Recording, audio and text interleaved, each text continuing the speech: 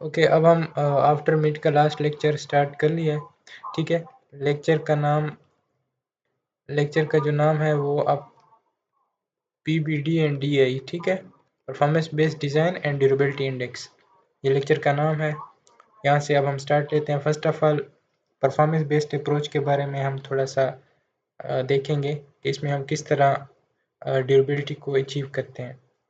सबसे पहले अगर हम प्रिस्क्रिप्टिव अप्रोच के फीचर्स देखें, ठीक है, जो कि मतलब इसमें क्या होता है कि कोड बेस्ड होता है, ठीक है। इसमें हम एक सर्टेन वैल्यूज़ फिक्स करते हैं, लिमिटिंग वैल्यूज़ डिसाइड करते हैं कि इससे ज़्यादा ये चीज़ नहीं होनी चाहिए, या मटेरियल मिक्स इतना होना चाहिए, मिक्स डिज़ाइन में ये चीज़ इतने प्रोपोर्शन की होनी चाहिए, वाटर सीमेंट रेशो ये होना चाहिए, और सीमेंट टाइप ये होना चाहिए, मिक्स प्रोपोर्शन हम सारी चीज़ें कोड के बेस पे फिक्स कर लेते हैं, ठीक है, प्रिस्क्रिप्टिव है।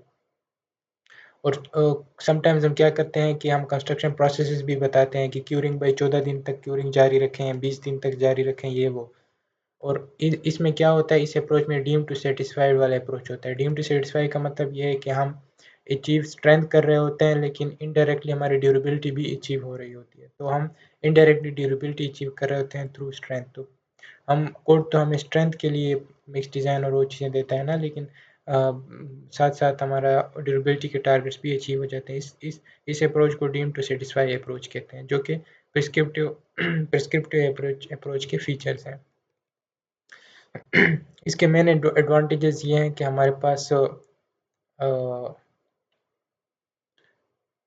अच्छा सॉरी, डिसएडवांटेजेस, मेन डिसएडवांटेजेस ये हैं कि हमें हमें किसी चीज़ की कोई गारंटी नहीं देता कि ड्यूरेबिलिटी हमारे पास सर्विस सर्विस लाइफ में अचीव होगी या नहीं होगी। 50-50 चांसेस होते हैं, ठीक है, क्योंकि इनडायरेक्टली हम ड्यूरेबिलिटी के को देख रहे होते हैं। दूसरी बात ये है कि हमारे पास ड्यूरेबिलिटी के लिए एक कोई स्पेसिफिक क्राइटेरिया जो ये बताता होता है, फिक्स लिमिटिंग वैल्यूज़ बताता है, पर वो साइट के हिसाब से किसी भी साइट पे वो फिक्स नहीं आती, ठीक है। साइट वेरिफिकेशन होती है, कोई साइट किस तरह है, कोई किस तरह है, तो उसके हिसाब से ना फिर ये वेरी कर जाता है। क्वालिटी ऑफ कंस्ट्रक्शन पे भी डिपेंड करता है हमारे पास। और क्वालिटी ऑफ कंस्ट्रक्शन मतलब इसमें क्या होता है कि वो भी ख़राब होने का खतरा होता है। हम इसमें सर्विस लाइफ की जो रिक्वायरमेंट्स है वो प्रेडिक्ट नहीं कर सकते, ठीक है, और हम इकोनॉमिकल एनालिसिस नहीं कर सकते, मेंटेनेंस बजटिंग नहीं कर सकते। ये डिसएडवांटेज है प्रिस्क्रिप्टिव, ठीक है। इन्वेशन इसमें हम नहीं कर सकते कि फिक्स लिमिटिंग वैल्यूज हम डिसाइड कर रहे होते हैं। अच्छा, परफॉर्मेंस उधर ऊपर हमने पढ़ा ना कि दो टाइप्स हैं, ठीक है, टू मेन टाइप्स हैं ड्यूरेबिलिटी स्पेक्स के, एक प्रिस्क्रिप्टिव है, एक परफॉर्मेंस है। प्रिस्क्रिप्टिव ने पढ़ लिया, अब आते हैं परफॉर्मेंस पे। परफॉर्मेंस में क्या है, ठीक है, इसमें हम ये देखते हैं कि हमारे पास जो परफॉर्मेंस वाला स्पेक्स हैं, उसमें हम कैसे ड्यूरेबिलिटी को अचीव करते हैं। उसमें हम क्या कहते हैं, मटेरियल परफॉर्मेंस के बेस पे चलते हैं, ठीक है, मटेरियल परफॉर्मेंस बेस के कंसेप्ट के हिसाब से चलते हैं। इसमें हम एक मेजरेबल परफॉर्मेंस क्राइटेरिया सेट करते हैं, ठीक है, और उसमें हम परफॉर्मेंस बेसिस पे लिमिट सेट करते हैं, ठीक है, कि मुझे ये परफॉर्मेंस चाहिए तो इसके बेसिस पे ये लिमिट है। और इसके लिए ख़ास किस्म के हमारे पास टेस्ट होते हैं और इंडस्ट्री एक्सेप्टेड मेथड्स और टेस्ट होते हैं, ठीक है। इसके लिमिटेशंस क्या हैं कि हमारे पास परफॉर्मेंस को जज करना थोड़ा सा मुश्किल होता है, और थोड़े से जो मॉडल्स हैं ना वो भी बहुत ज़्यादा मुश्किल हैं, और इसमें इंजीनियरिंग जजमेंट भी बहुत चाहिए और एक्सपीरियंस भी बहुत चाहिए इसमें। ये परफॉर्मेंस की लिमिटेशंस हैं। मेन एडवांटेज क्या है कि इसमें हम परफॉर्मेंस के बेस पे चलते हैं, ठीक है। यहाँ पे आप लोग देख सकते हैं एक परफॉर्मेंस बेस्ड अप्रोच का थोड़ा सा एक वो बताया गया है कि सबसे पहले एक्सपोजर कंडीशन है, तो उसके बेस पे हम डिटरेशन मैकेनिज्म डिसाइड कर लेंगे, ठीक है। और डिटरेशन मैकेनिज्म जैसे हमने डिसाइड कर लिया तो उसके बाद हम मैथमेटिकल मॉडल की तरफ आएंगे। मैथमेटिकल मॉडल जैसे डिसाइड कर लिया, फिर उसके बाद हम output parameters output parameters decide कर लेंगे, ठीक है। आउटपुट पैरामीटर हमें कौन देगा, मैथमेटिकल मॉडल दे देगा। वो आउटपुट पैरामीटर जो है ना, उसमें देखेंगे जो परफॉर्मेंस लिमिट्स हैं वो हमारी अचीव, मतलब जो परफॉर्मेंस क्राइटेरिया या परफॉर्मेंस पॉइंट्स हमने सेट किए वो अचीव हो रही हैं या नहीं हो रही।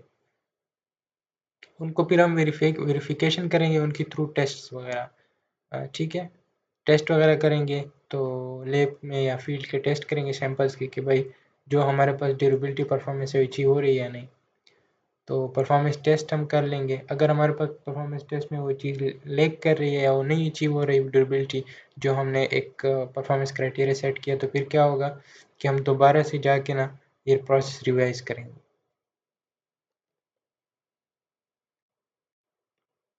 फोर्थ स्लाइड पे आते हैं।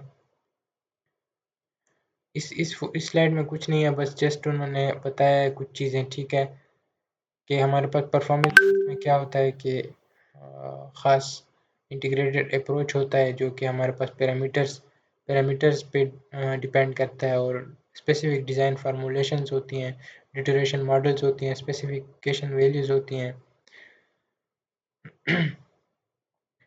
अच्छा, इसमें फिर हमारे पास क्या होता है कि बहुत से वेरिफिकेशंस की जाती हैं कि जो परफॉर्मेंस हम लेट्स सपोज चाहते हैं क्या वो उतना अचीव हो रहा है या नहीं हो रहा। कि लेट्स सपोज मैं परमेबिलिटी टेस्ट कर लूँगा अपने से साइट पे या लैब में कि मेरे पास जो परमेबिलिटी इंडेक्स है या वो अचीव हो रहा है या नहीं हो रहा। तो ये ड्यूरेबिलिटी परफॉर्मेंस बेस्ड अप्रोच में हम इस तरह करते हैं।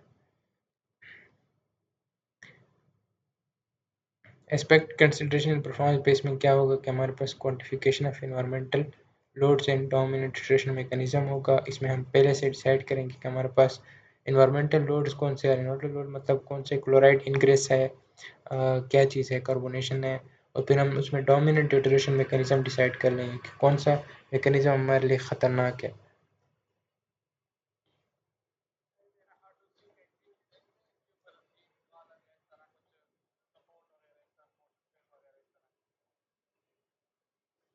सही है। उसके बाद हम क्या करेंगे कि prediction models for rate of deterioration को चेक करने के लिए हम ना कुछ मॉडल्स लेते हैं जो कि हमें प्रिडिक्ट करके देता है कि रेट ऑफ डिटरेशन इस तरह जाएगी। ये सारी थ्योरी है, आप लोग पढ़ते जाएंगे, वही कंसेप्ट है, ठीक है। अच्छा, यहाँ पे क्या होता है कि वो ये कहते हैं कि जो हमारे पास परफॉर्मेंस बेस्ड अप्रोच है ना उसमें बहुत सारे स्टेक होल्डर्स इन्वॉल्व होते हैं।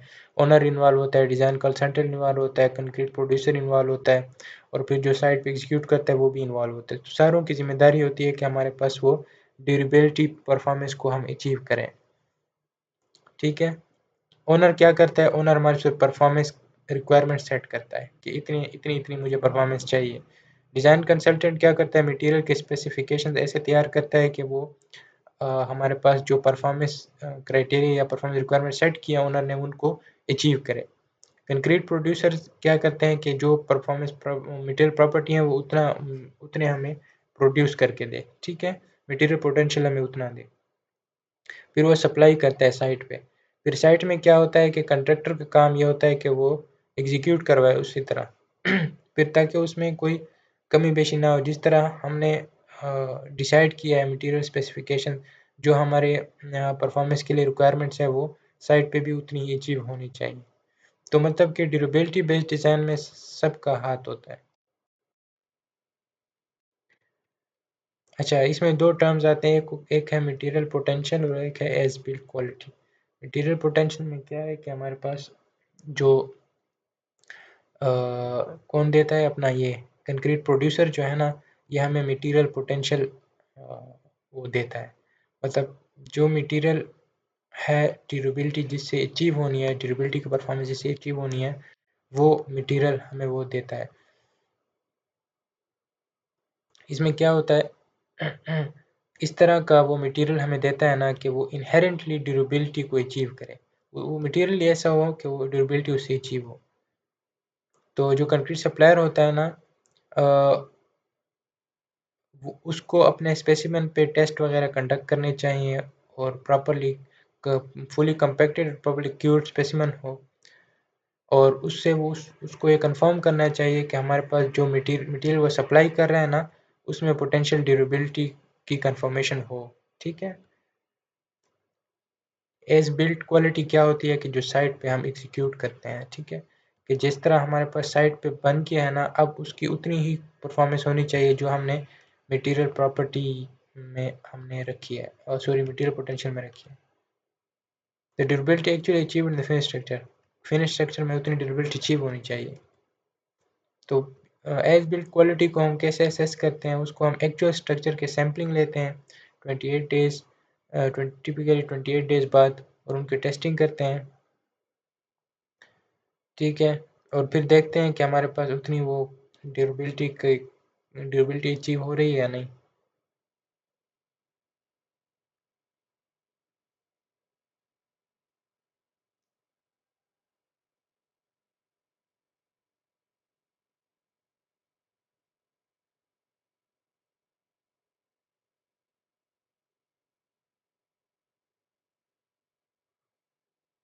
तो as the build durability is often more sensitive to construction quality, बिल्कुल जैसे कि हमें पता है कि जब हम एज बिल्ड करते हैं साइट पे, तो जाहिर सी बात है वहाँ पे हमारे पास कंस्ट्रक्शन क्वालिटीज़ इतनी ज़्यादा अच्छे नहीं होते, कंस्ट्रक्शन इतनी अच्छे तरीके से हम नहीं करते कि जो परफॉर्मेंस क्राइटेरिया हमने पहले से सेट किया हुआ है तो वो अचीव कर पाएँ, तो वो थोड़ा सा मुश्किल होता है। तो इसलिए जो है ना, फिर हम उसमें हमें प्रॉपर जो है ना उसको मेंटेन करने के लिए क्वालिटी एश्योरेंस करनी होती है, प्रॉपर उसके लिए क्राइटेरिया सेट करते हैं कि हमारे पास साइट पे भी उतनी ही क्वालिटी प्रोड्यूस हो जो हमने पहले से डिसाइड किया है।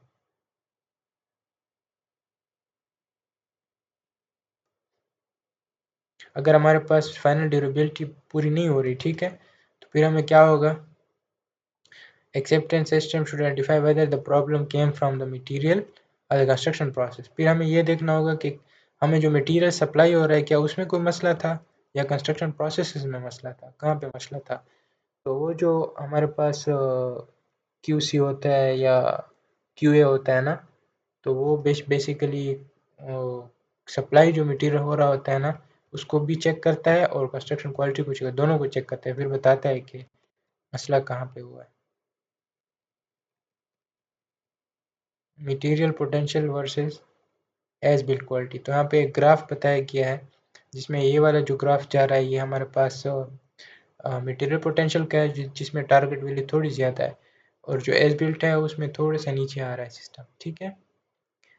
तो वो कहते हैं कि हम थोड़ा सा मार्जिन जानबूझ के रखते हैं, क्योंकि हम क्या करते हैं, मटेरियल पोटेंशियल की ड्यूरेबिलिटी प्रॉपर्टीज़ थोड़ी सी ज़्यादा देते हैं रिक्वायर्ड से, ठीक है, ताकि क्योंकि लेट्स सपोज अगर साइड पे एक चीज़ बिल्ट हो तो उसमें उतनी ज़्यादा ड्यूरेबिलिटी हम अचीव नहीं कर पाते ना, तो थोड़ी बहुत जो साइट की इम्परफेक्शंस हैं कंस्ट्रक्शंस की, तो उनकी वजह से जो हमारे पास कमी बेशी आती है वो इसमें फिर अचीव हो जाती है।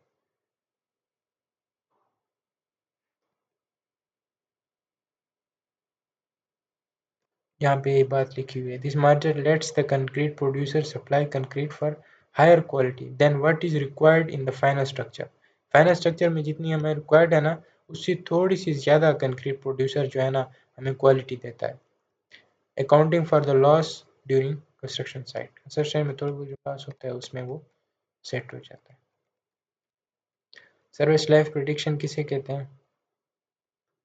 सर्विस लाइफ प्रिडिक्शन जो है ना, वो हमारे पास एक यूज़फुल लाइफ होती है कंक्रीट की, ठीक है, और वो हम किस किस तरह इम्प्लाई करते हैं, या तो ड्यूरेबिलिटी लिमिट स्टेट से करते हैं या सर्विसिबिलिटी या अल्टीमेट लिमिट स्टेट से।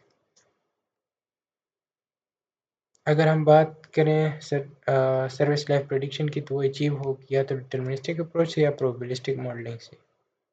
ये ऑलरेडी ये दोनों प्रोसेस आप लोग पढ़ चुके हैं। तो इसमें क्या होता है कि हम ड्यूरेबिलिटी इंडेक्स यूज़ करते हैं, इन्वायरमेंटल एक्सपोजर यूज़ करते हैं, स्ट्रक्चर डिटेलिंग यूज़ करते हैं,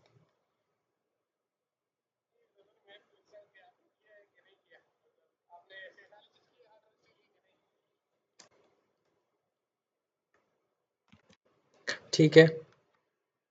तो इस तरह हम जो है ना ये चीज़ें अचीव करते हैं। तो ये हमें हेल्प करता है कि हमारे पास जो मिक्स ऑप्टिमाइजेशन है, स्पेसिफिकेशन सेटिंग है, कंस्ट्रक्शन स्टेट डिसीजन है, तो ये सारी चीज़ों में हमें फिर हेल्प करता है। एसेंशियल एलिमेंट्स कौन से हैं सर्विस लाइफ प्रेडिक्शन के लिए? तो उसमें सबसे पहले जो है ना हम डिटरेशन मैकेनिज्म डिसाइड करते हैं कि कौन सा है, सल्फेट अटैक है या एनफोर्समेंट कोरोजन है या सॉफ्ट वाटर अटैक है। उसके बाद जो है ना उसके बाद हम क्या करते हैं, उसके बाद हम डिटरेशन मैकेनिज्म के लिए एक स्पेसिफिक डिटरेशन मैकेनिज्म लेट्स सपोज हमने डिसाइड कर लिया, ठीक है। उसके लिए हम मैथमेटिकल मॉडल डिसाइड करते हैं जो कि हमें बताता है कि इसमें रेट ऑफ डिटोरिएशन किस तरह है, ठीक है। अगर chloride let's suppose chloride induced है तो उसका एक स्पेसिफिक मैथमेटिकल मॉडल होगा जो कि हम यूज़ करते थे, आप लोगों को याद होगा, fix second law, deterministic approach में हम यूज़ करते थे। अच्छा, मीन्स ऑफ मेजरिंग की मटेरियल पैरामीटर और टाइम, यस पैरामीटर्स भी हम डालते हैं जो की पैरामीटर्स है, ठीक है, ताकि हम जो है ना अच्छे से हमारे पास रिजल्ट्स है, आउटपुट अच्छे हैं, ठीक है। जिसमें सर्विस लाइफ मॉडल्स हैं ये भी हम यूज़ कर सकते हैं और हमारे पास हम क्या करते हैं वो आउटपुट में हमें फिर वो सर्विस लाइफ देता है। वो सर्विस लाइफ ऐसी होती है जो कि हमारे पास फिर एक्चुअल ड्यूरेबिलिटी उसमें अचीव होती है। सही हो गया।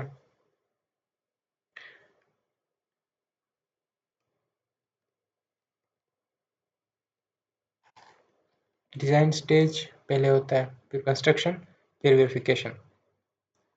तो यहाँ पे एक मतलब प्रॉपर फ्रेमवर्क है इन चीज़ों को अचीव करने के लिए ना, कि डिज़ाइन स्टेज में आपने क्या करना है, फिर कंस्ट्रक्शन स्टेज में क्या करना है, फिर वेरीफाई कैसे करनी है कि जो आप सर्विस लाइफ आपने प्रिडिक्ट की है तो कैसे वो अचीव होगी, और उसके लिए कौन से कंस्ट्रक्शन साइट पे क्या मेजर्स होने चाहिए, क्या मेंटेनेंस क्या होनी चाहिए, किस तरह वो आपने फिर अचीव करनी है। अब फिफ्थ मॉडल कोड जो है ना वो हमारे पास चार तरह के अप्रोचेस बताता है, deem to satisfy evidence of deterioration, partial factor और फुल प्रोबेबिलिस्टिक। फुल प्रोबेबिलिस्टिक आप जानते हैं कि उसमें प्रोबेबिलिस्टिक मॉडल्स यूज़ होते हैं, स्टेटिस्टिकल पैरामीटर्स यूज़ होते हैं, ठीक है।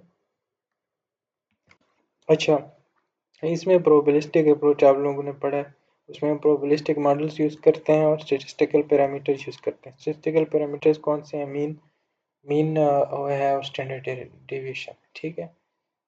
पार्शियल सेफ्टी फैक्टर में हम क्या करते हैं कि सिंपल हमारे पास जितने भी हमारे पास डिज़ाइन वैल्यूज़ हैं उन पे फैक्टर ऑफ सेफ्टी लगा देते हैं। ये जो मेथड है इसमें ये एक्सपर्ट्स की जजमेंट ज़्यादा चलती है और एक्सपोजर क्लासिफिकेशन वगैरह इसमें देखते हैं।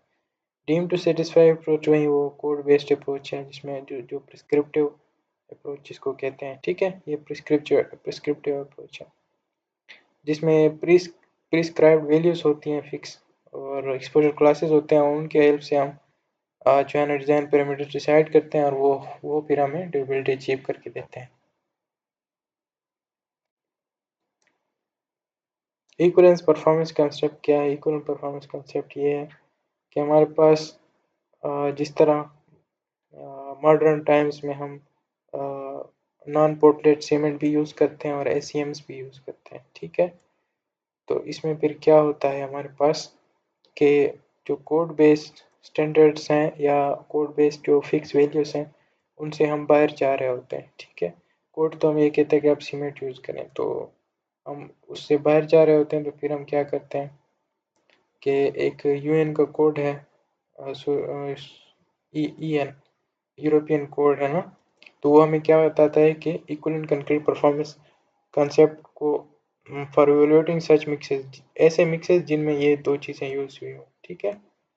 ये दो चीज़ें जिनमें यूज़ हुई हो ना, तो उनके लिए फिर ये वाला परफॉर्मेंस कंसेप्ट वो यूज़ करते हैं ड्यूरेबिलिटी को अचीव करने के लिए। उसमें क्या होता है मेथड, रेफरेंस कंक्रीट हम डिसाइड कर लेते हैं जो कोड बेस्ड होता है, ठीक है। उसकी एक मिनिमम कंपोजिशन हमें कोड बता देता है कि इतना वाटर सीमेंट रखो, इतना बाइंडर रखो, इतना ये सीमेंट टाइप रखो, ये ठीक है। और एक ख़ास इन्वायरमेंटल क्लास के लिए वो हमें ये सारी चीज़ें दे देता है।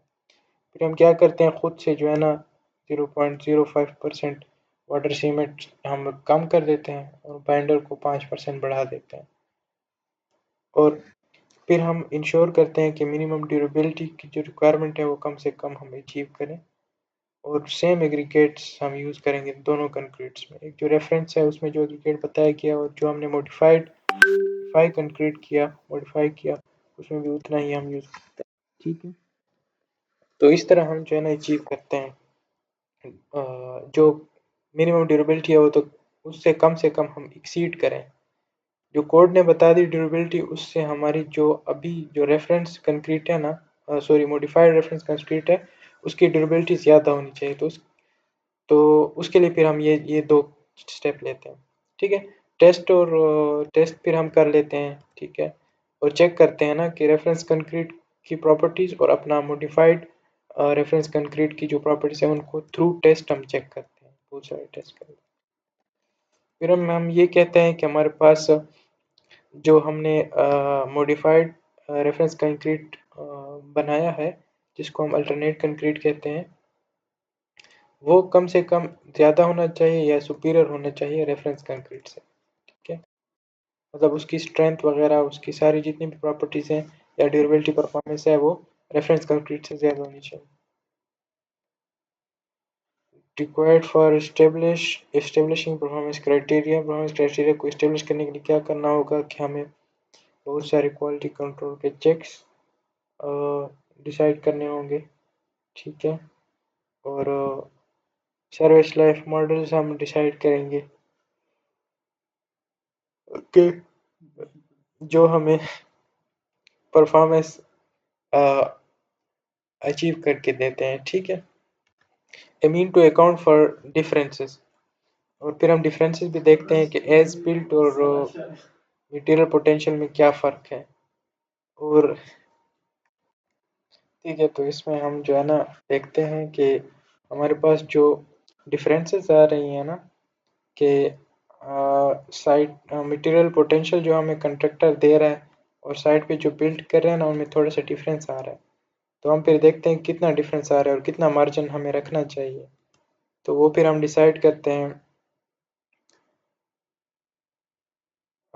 हम फिर जो रिस्पॉन्सिबिलिटीज़ हैं उसको उनको डिफरेंशिएट करते हैं ना कि ये जिम्मेदारी किस पे आती है, मटेरियल सप्लायर पे आती है या कंट्रैक्टर पे आती है। फिर अकॉर्डिंगली हम जो है ना उसको उस बंदे के हवाले करते हैं वो चीज़।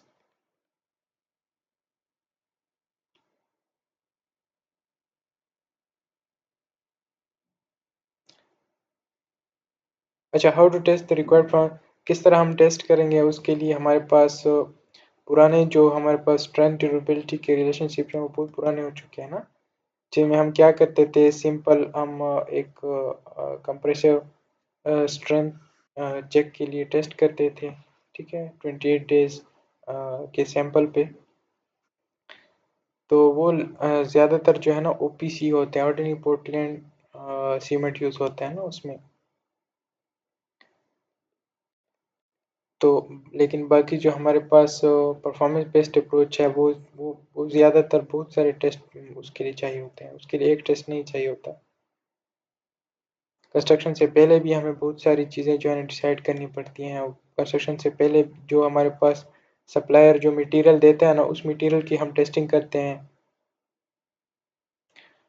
और कंस्ट्रक्शन के दौरान भी हम देखते हैं कि जो कंक्रीट डिलीवर होगी है साइट पे, उसकी हम क्वालिटी एश्योरेंस करते, क्वालिटी चेकिंग करते हैं। और एज बिल्ट कंस्ट्रक्चर सेट हो गया फिर उसकी क्वालिटी करते हैं। बहुत सारी चीज़ें होती हैं। अब आते हैं ड्यूरेबिलिटी इंडिकेटर्स पे। Durability indicators are measurable concrete properties, जिसमें मैकेनिकल है, फिजिकल है, केमिकल है, इलेक्ट्रो मैकेनिकल है, बहुत सारे प्रॉपर्टीज होती हैं कंक्रीट की जिनको हम ड्यूरेबिलिटी इंडिकेटर कहते हैं। वो हमें बताती हैं कि कंक्रीट कितना रेजिस्ट करेगा डिटोरेशन और ट्रांसपोर्ट के प्रोसेसेस को। कितना लेट्स सपोज क्लोराइड अंदर जा रहा है तो कितना रेजिस्ट करेगा, ये प्रॉपर्टीज हमें बताएंगी। ये एक मेजरेबल प्रॉपर्टीज होती हैं और वो फिर हमें क्या बताती हैं कि लेट्स सपोज हमें बताती हैं कि कंक्रीट का माइक्रो स्ट्रक्चर की क्वालिटी किस तरह है। ठीक है, और वो पर्टिकुलर इशू के साथ किस तरह रिलेट कर रहा है।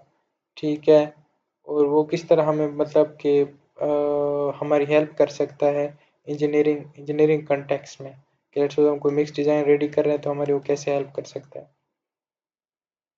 वो हमें बताता है कि स्ट्रक्चर कैसे परफॉर्म करेगा किसी भी अटैक में, किसी भी इन्वायरमेंटल अटैक में किस तरह वो परफॉर्म करेगा।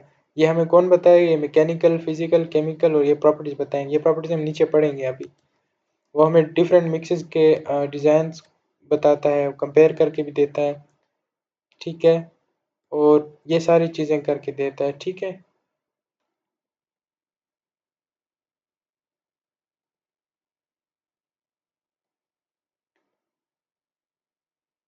अब हम पहले पढ़ते हैं कंप्रेसिव स्ट्रेंथ को, जो कि वो आउटडेटेड जिसको हम कह रहे थे ना ऊपर, के पुराना हो चुका है।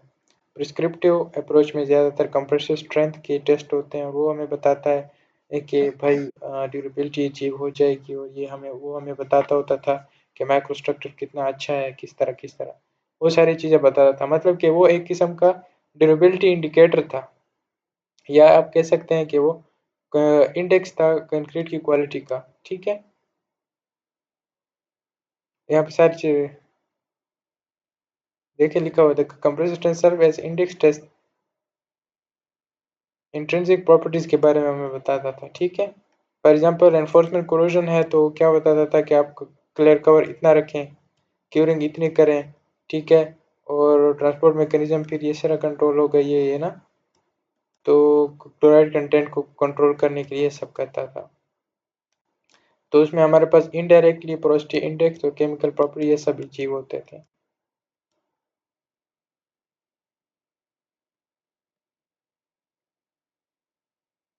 अब आते हैं ड्यूरेबिलिटी इंडिकेटर्स पे, जो कि परफॉर्मेंस बेस्ड अप्रोचेस में हमें चाहिए। परफॉर्मेंस बेस्ड अप्रोच में अ, हमें क्या चाहिए कि हमारे पास वाटर एब्जॉर्प्शन और सॉर्प्टिविटी का पैरामीटर भी हमें हमें हमें पता होना चाहिए, ठीक है। ये फिजिकल पैरामीटर है। मैकेनिकल पैरामीटर क्या है? एब्रेशन है, एब्रेशन हमें चेक करना होगा, ठीक है।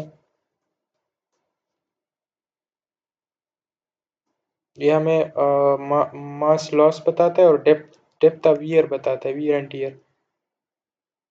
अच्छा, केमिकल पैरामीटर में क्या है कि क्लोराइड कंटेंट हमें बताता है, resistance to resistance of concrete to carbonation हमें बताता है, और ये सारी चीज़ें हमारे पास क्या आ जाती हैं? पैरामीटर्स हैं, ड्यूरेबिलिटी इंडिकेटर्स हैं, या इनको पैरामीटर्स भी कह सकते हैं। ये फिर हमें बताते हैं कि हमारे पास परफॉर्मेंस उसी तरह अचीव हो रही है या नहीं। मटेरियल पोटेंशियल पे भी ये पैरामीटर्स हम या टेस्ट या जो भी हमारे पास इंडिकेटर अप्लाई करते हैं, और एज बिल्ड पे भी हम अप्लाई करते हैं, ठीक है।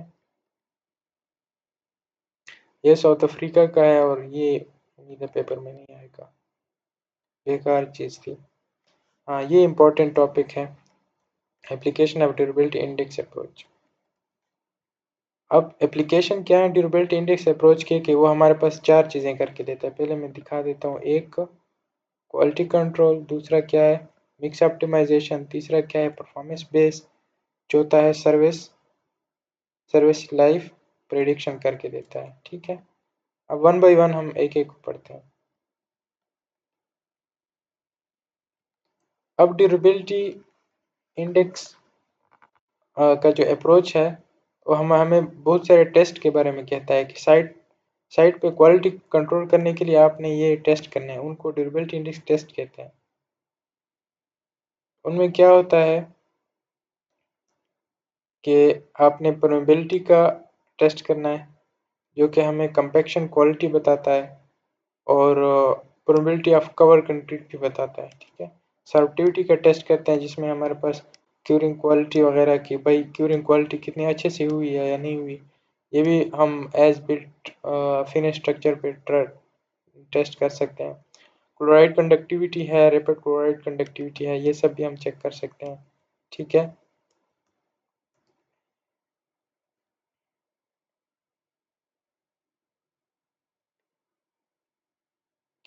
तो ड्यूरेबिलिटी इंडेक्स के जितने भी टेस्ट हैं ना, वो बहुत अच्छे हैं कंस्ट्रक्शन इफेक्ट्स को देखने के लिए, या मटेरियल की सेंसिटिविटी को देखने के लिए ना।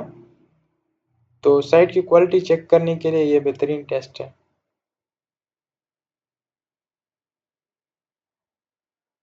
ये फील्ड में ड्यूरेबिलिटी को इंश्योर करने के लिए, ये ना, ये प्रैक्टिकल टूल्स हैं।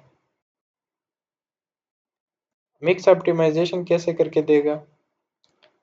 अब अगर लेट्स सपोज हम ड्यूरेबिलिटी इंडेक्सेस अप्लाई कर रहे हैं तो वो हमें डिज़ाइन स्टेज पे ही बता देगा कि बाइंडर इतना हम यूज़ करना चाहिए, वाटर सीमेंट इतना यूज़ करना चाहिए, रिगेट इतना, क्यूरिंग ये सब इतना यूज़ करना चाहिए। तो उससे ये होगा कि डिज़ाइन स्टेज पे ही हम डिसाइड कर लेंगे कि जो चीज़ जितनी चाहिए उतनी ही हम यूज़ करेंगे। तो इससे ये होगा कि हमारे पास कॉस्ट इफ़ेक्टिवनेस आ जाएगी, ठीक है? और हम और डिज़ाइन की तरफ नहीं जाएंगे, पैसे बच जाएंगे, मिक्स ऑप्टिमाइजेशन हो जाएगी। परफॉर्मेंस बेस्ड स्पेक्स में क्या होगा कि हमें ड्यूरेबिलिटी इंडिकेटर्स जो है ना, क्या करेगा कि लैब और साइट की जितनी भी स्टडीज़ हैं पैरामीटर्स की वो करेगा और फिर हमें एक्सेप्टेंस और रिजेक्शन का क्राइटेरिया बताएगा और फिर बताएगा कि आपका जो साइट पे है वो चीज़ उतनी अचीव हो रही है या नहीं। तो उसमें वो क्या करता है, क्लासिफिकेशन स्कीम बनाते हैं, रैंक करता है कंक्रीट को based on the durability. Excellent है तो उसमें इतनी होनी चाहिए, ये इतना, ये इतना, ये सारा हमारे पास excellent, good, poor, very poor, ठीक है, based on the performance based specs. Durability indicators के बेस पे ये हुआ है यूजिंग इंडेक्स वैल्यूज। इसमें आप लोग ये चैप्टर पढ़ लें बुक का, durability of concrete design and construction, अगर टाइम हो, नहीं तो एग्ज़ाम के बाद पढ़ लें। आगे जाते हैं। Prediction of long term performance. Prediction of long term performance में क्या होगा, हमें लॉन्ग टर्म के जितने भी परफॉर्मेंस है वो मॉडल्स के थ्रू हम प्रिडिक्ट करते हैं, मैथमेटिकल मॉडल्स जो होते हैं उन मैथमेटिकल मॉडल्स में हम ड्यूरेबिलिटी इंडेक्स को एज ए इनपुट पैरामीटर के तौर पे यूज़ करते हैं। Let's cover thickness, environmental exposure, ये हमने डाल दिया तो मॉडल हमें बताएगा कि लेट्स सपोज इसकी सर्विस लाइफ इतनी हो, इतनी है, ठीक है, ये इतनी हो सकती है। जिस तरह लाइफ 360 हम यूज़ करते हैं वो भी एक किस्म का सर्विस लाइफ मॉडल है, ठीक है। उशू जान कंट्रोल।